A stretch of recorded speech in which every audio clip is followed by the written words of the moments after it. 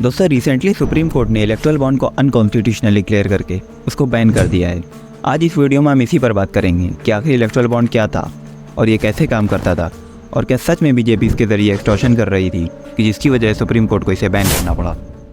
Electoral bond Bharatvarsh के इतिहास का सबसे बड़ा घोटाला है। इलेक्टोरल बॉन्ड स्कैम कोई एक घोटाला नहीं है बल्कि एक घोटालों का भंडार है। इलेक्टोरल बॉन्ड के बारे में जिसे फ्री इंडिया का सबसे बड़ा स्कैम कहा जा रहा है। On the electoral bonds issue जो नरेंद्र मोदी जी ने इलेक्टोरल बॉन्ड का कॉन्सेप्ट रखा है, दुनिया में सबसे बड़ा भ्रष्टाचार का स्कैम है। individuals and companies who have donated billions of rupees to political parties through the electoral bond scheme. This electoral bond scheme is considered to be the biggest scam in democratic India.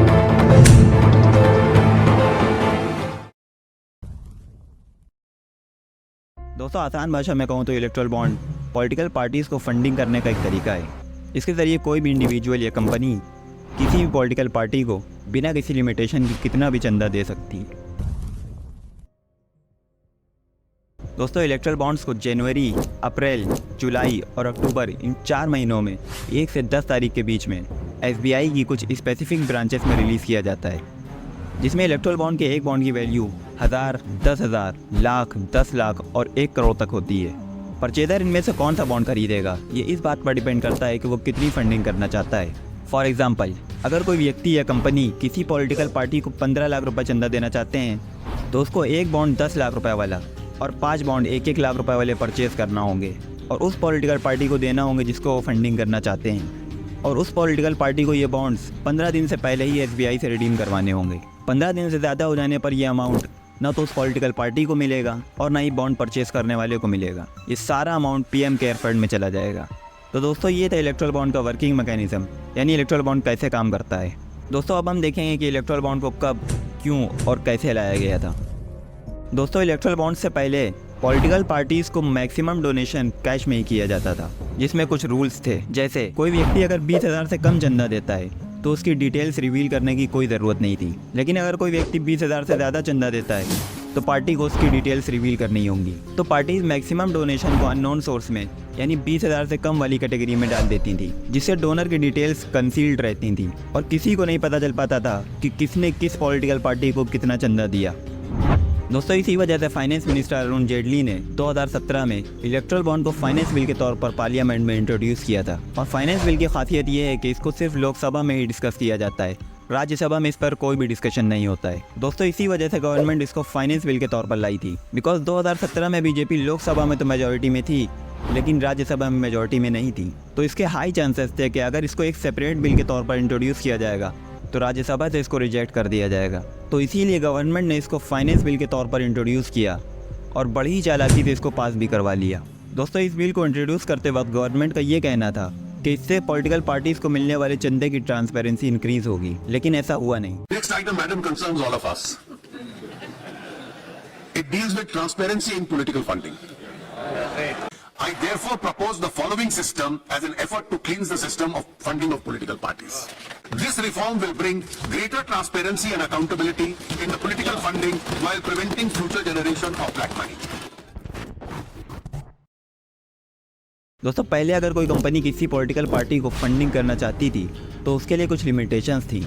जैसे कोई भी company अपने पिछले 3 सालों के net profit में से maximum 7.5% ही donate कर सकती है और अपने रेवेन्यू का मैक्सिमम 10% ही डोनेट कर सकती थी।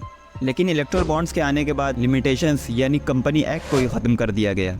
अब कोई भी कंपनी किसी भी पॉलिटिकल पार्टी को कितना भी चंदा दे सकती है, या फिर कहें कि कोई भी पॉलिटिकल पार्टी किसी भी कंपनी से कितनी भी वसूली कर सकती है।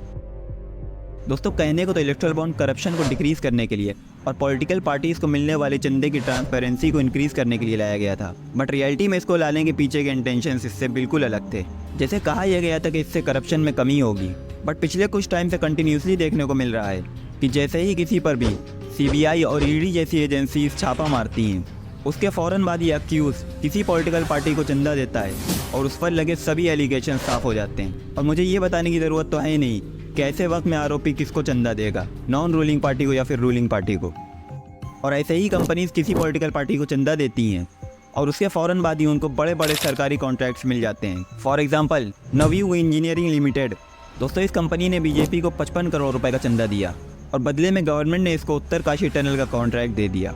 बट ये कंपनी इतना घटिया काम कर रही थी कि टनल के कंप्लीट होने से पहले ही वो कोलैप्स कर गया और 41 मजदूर उसके अंदर फंस गए, जिनको बाद में रेस्क्यू करके निकाला गया। सिमिलरली अकॉर्डिंग टू गवर्नमेंट, ये पॉलिटिकल पार्टीज को मिलने वाले चंदे की ट्रांसपेरेंसी इंक्रीज करता है। इस हिसाब से तो इलेक्टोरल बॉन्ड के आने के बाद से किस पॉलिटिकल पार्टी को किसने कितनी फंडिंग की, इसकी कंप्लीट इन्फॉर्मेशन हर इंडियन को होगी, आपको भी। बट क्या सच में ऐसा है? नहीं, दरअसल इसको लाने का ये मकसद कभी था ही नहीं। इसको लाने का मकसद तो अपोजिशन को मिलने वाले चंदे को बंद करना था। बिकॉज किस पार्टी को किसने कितनी फंडिंग की, इसकी कंप्लीट इन्फॉर्मेशन एसबीआई के पास होती है। एसबीआई ये इन्फॉर्मेशन इलेक्टोरल बॉन्ड के यूनिक कोड के थ्रू कलेक्ट करता है और एसबीआई गवर्नमेंट के अंडर में आता है। दैट मीन्स किस पॉलिटिकल पार्टी को किसने और कितनी फंडिंग की, इसकी कंप्लीट इन्फॉर्मेशन रूलिंग पार्टी जब चाहे जब ले सकती है और अपने फ़ायदे के लिए यूज़ कर सकती है। दोस्तों, इन्हीं कुछ पॉइंट्स की वजह से सुप्रीम कोर्ट में इलेक्टोरल बॉन्ड के खिलाफ डिफरेंट पिटिशंस फाइल की गई, जिसके रिस्पॉन्स पे सुप्रीम कोर्ट ने 15 फरवरी 2024 को इलेक्टोरल बॉन्ड को अनकॉन्स्टिट्यूशनल डिक्लेयर करके उसको बैन कर दिया। आओ सिखाओ तुम चंद का धंधा, ये नहीं प्यारे कोई मामूली धंधा। इसमें छिपा है बीजेपी का फलसफा, इसमें छिपा है बीजेपी का फलसफा। चंदे में धंधा, चंदा धंधे में चंदा।